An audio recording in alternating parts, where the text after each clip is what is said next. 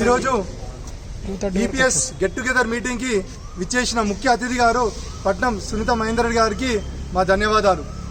మే 13 తారీఖు నాడు జరగబోయే ఎలక్షన్ లో తప్పకుండా మనం కాంగ్రెస్ పార్టీకి ఓటేసి చేతు గుర్తుకు ఓటేసి ఈ దేశాన్ని దోచుకున్న బీజేపీకి, రాష్ట్రాన్ని దోచుకున్న బీఆర్ఎస్ కి బుద్ధి చెప్తామని చెప్పేసి ఈపీఎస్ సీనియర్ సిటిజన్షిప్ తరఫు నుంచి వాళ్ళందరూ ప్రమాణం చేసి సునీతక్కని గెలిపించుకొని పార్లమెంట్కి పంపిస్తామని చెప్పి ఈ సభాపూర్వకంగా మేము వాళ్ళకు హామీ చేసుకొని ప్రమాణం చేశారు. తప్పకుండా సునీతక్కని కానీ మేము గెలిపించుకొని పార్లమెంట్కి పంపించుకొని వీళ్ళ ఈపీఎస్ సమస్యలు ఏవైతున్నాయో వాళ్ళకు ప్రస్తుతానికి 1200 పెన్షన్ మాత్రమే వస్తున్నది. వాళ్ళ కష్టాజీతంతో నెలకు ఒక 20 నుంచి 25 సంవత్సరాల వరకు నెలకు వాళ్ళ జీతం నుంచి 500 రూపాయలు, 600 రూపాయలు, 800 రూపాయలు కట్ చేసుకున్న ఈ ప్రభుత్వం వాళ్ళ డబ్బులు వాళ్ళకి ఇవ్వాలంటే ఇవాళ ప్రభుత్వం ఇస్తలేదు.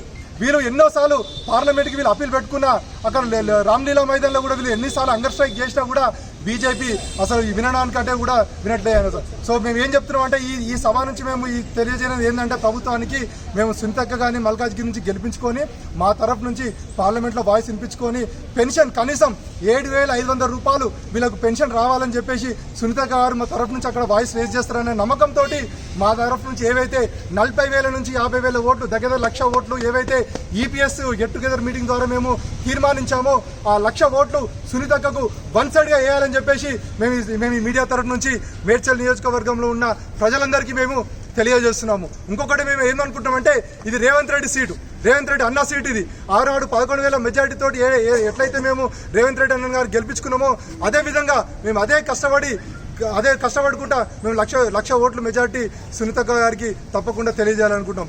మేము మా ప్రాణాలు పోయేదాకా కూడా పోరాడుతున్నామని చెప్తున్నాను. నేను ప్రాణాలు పోయేదాకా అని చెప్తున్నామంటే ఎందుకు అంత పెద్ద మాట అంటున్నానంటే ఈపీఎస్ సమస్య మీద మేము ఎన్నో పోరాటాలు చేసాం. దగ్గర 15 ఏళ్ల నుంచి పోరాటాలు చేస్తాం.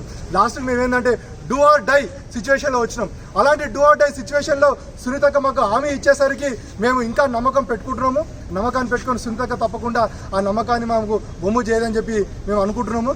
కావున మాకు ఇంకొకసారి మేము సునీతక్క గారికి ధన్యవాదాలు చెప్పుకుంటాం. మా ఈపీఎస్ తరఫు నుంచి ఇక్కడికి వచ్చి ఈ కార్యక్రమాన్ని నెరవేర్చుకుంది. సునీతక్క గారి నాయకత్వం.